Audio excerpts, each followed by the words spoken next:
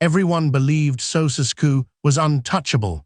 They were fatally mistaken. For over 2 decades, Nicolae Ceaușescu ruled Romania with an iron fist, a self-proclaimed conjugator whose cult of personality rivaled any dictator of the 20th century.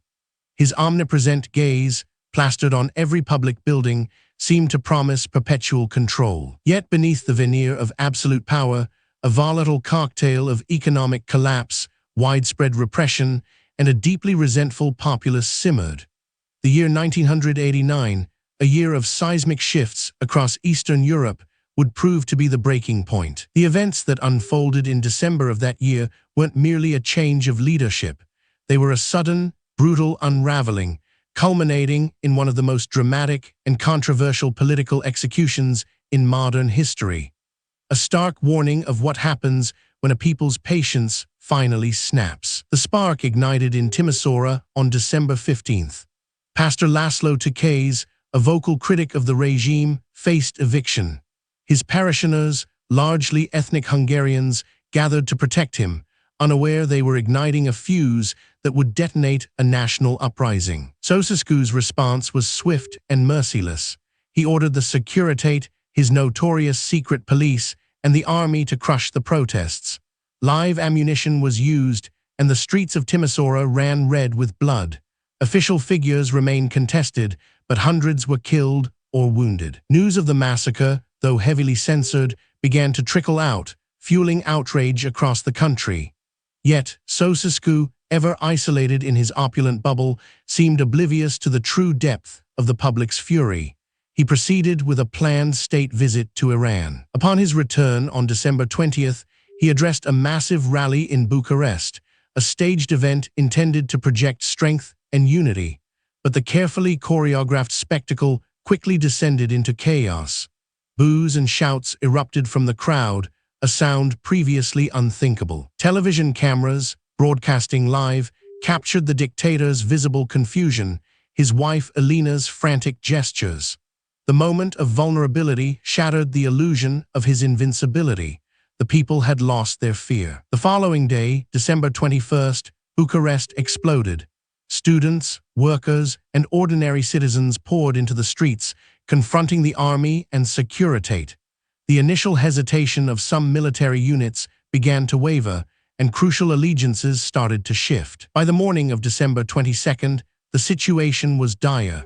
The Ministry of Defense building was surrounded, and the army leadership was in disarray. General Vasil Milea, the Minister of Defense, reportedly committed suicide, though rumors of assassination persist. With the capital in rebellion and his control slipping, Ceaușescu and Elena made a desperate attempt to flee. They ascended to the roof of the Central Committee building, where a helicopter awaited. The scene was pure cinematic drama, a dictator's final escape. But their escape was short-lived.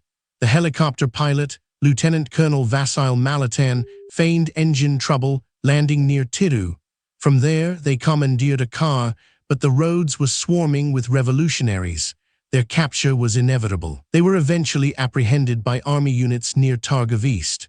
The conjugator and his wife, once masters of Romania, were now prisoners, their power utterly evaporated. The revolution had triumphed, but the next act would be even more shocking. The newly formed National Salvation Front, a provisional government, quickly understood the precariousness of their position. There was a fear of loyalist Securitate forces, still active, attempting a rescue or counter-coup.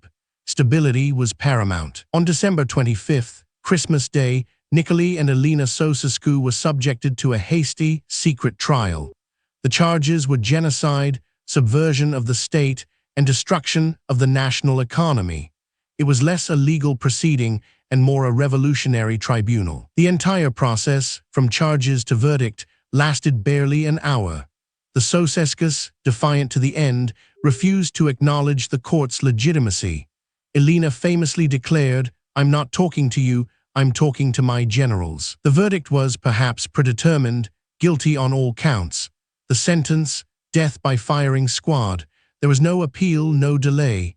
The executions were to be carried out immediately, a stark, brutal message to any remaining loyalists. The execution took place in the courtyard of the military barracks in Targov East. Film footage, later broadcast globally, shows the couple being led against a wall. A burst of automatic gunfire, and their reign of terror was definitively over. The speed and brutality of the execution sparked immediate international debate. Was it justice, or simply an act of revolutionary vengeance? Many argued it was necessary to prevent further bloodshed and solidify the new government's authority. Others condemned it as a summary execution, a violation of due process that stained the revolution's legitimacy. The debate continues to this day, a dark shadow over Romania's transition from communism to democracy. The downfall of Nicolae Ceaușescu remains a stark historical anomaly.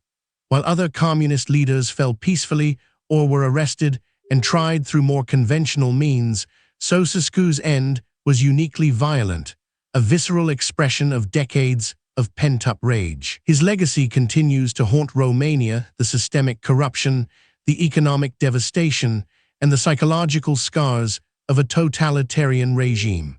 The ghosts of Timișoara and Targov East serve as a grim reminder of the price of absolute power. The revolution brought freedom, but not without a heavy cost.